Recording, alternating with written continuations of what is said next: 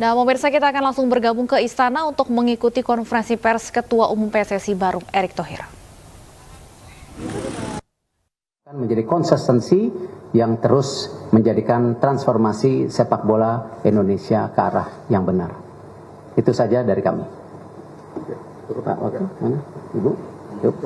Cukup ya? Oh. Mungkin bisa diupdate Pak, kan yang sudah mulai dari itu kan statement Dipo dari Kompas TV, Pak, mungkin bisa diupdate soal status dari Pak Menpora yang sempat diisukan mundur, kan tadi Pak Menpora bilang di pagi arahannya nunggu Presiden. Ya. Apakah ini dibicarakan dan bagaimana hasilnya? Nanti beliau sendiri, ya. Oke. Pak Erick, ya.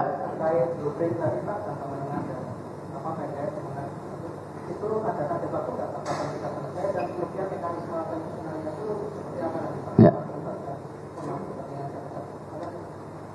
Diskusi Bapak Presiden langsung dengan Presiden Gianni Infantino ketika ada di G20, salah satunya Indonesia diharapkan bisa menjadi tuan rumah kejuaraan dunia tahun 2040. Artinya apa? Tentu kita harus punya blueprint menuju 2040. Apakah itu di program? Apakah itu di infrastruktur? Apakah itu juga tentu mendorong daripada percepatan tim nasional kita ataupun tentu pembinaan secara menyeluruh. Nah, jadi ini konteksnya ke situ. Karena tentu kalau blueprint tidak ada ujungnya, ya hanya blueprint. Dan kalau blueprint ini ada tujuan besar, saya yakin siapapun pemerintahnya, siapapun menterinya, siapapun ketua PSSI-nya, kita punya tujuan yang sama. Mengibarkan bendera merah putih, mengibarkan Garuda di musim kompetisi atau jelas kompetisi tertinggi di dunia, yaitu bagaimana kita bisa menjadi tuan rumah. Jadi itu yang kita upayakan. Mungkin target blueprint sendiri, saya rasa ini kan kita baru akan adakan sarasehan sepak bola itu 4 Maret nanti.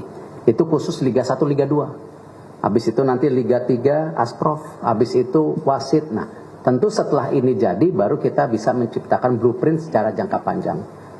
Kita hari ini kembali fokus kejuaraan dunia umur 20 ini dulu yang paling penting, ya. Sekalian kita juga memperbaiki semua hal-hal yang memang sudah kita komitkan secara bersama transformasi sepak bola.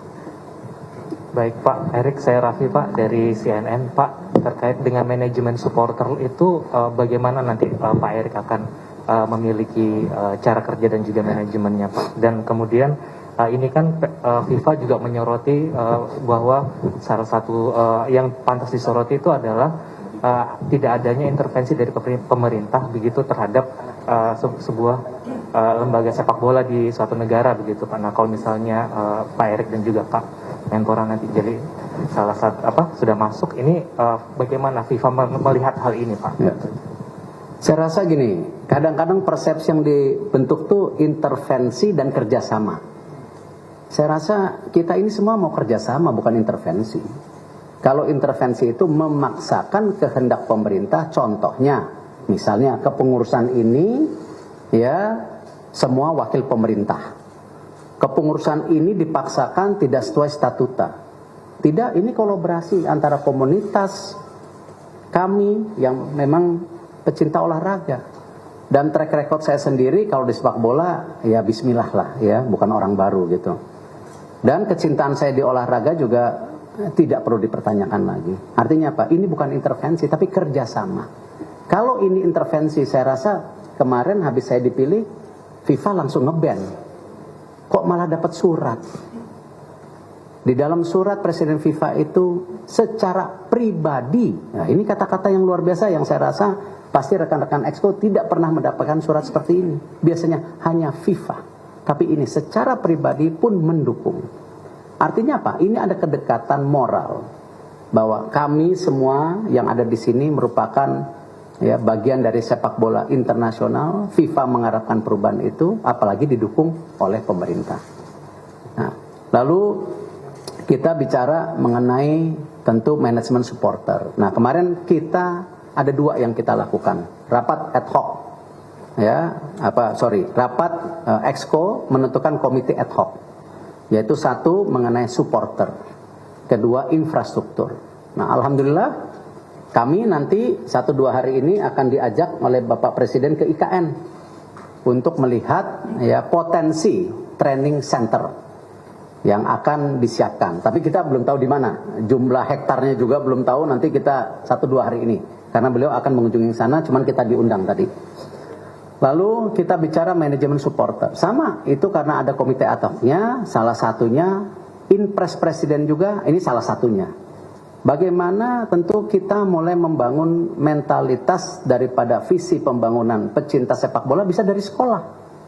Bagaimana anak-anak sekolah mulai di training, ini loh kultur sepak bola kita. Inilah kultur penonton kita. Memang perlu waktu 5-10 tahun.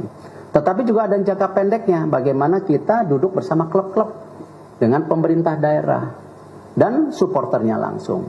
Nah, ini memang sesuatu yang saya rasa sangat kompleks, tapi kita bisa jalankan kalau kita fokus satu persatu tetapi tepat waktu. Ya, kita kerja itu kan selalu saya bilang harus cepat dan tepat. Ya, ini yang penting. Karena itu saya rasa komitmen dari Exco, saya ngucapin terima kasih. Ini 3 hari ini saya gangguin terus, tapi hatinya memang di sepak bola, jadi tidak merasa terganggu, betul ya para Exco ya, tuh, jadi nggak terganggu gitu. Terakhir, izin Pak mengenai Akbar dari Bisnis Indonesia.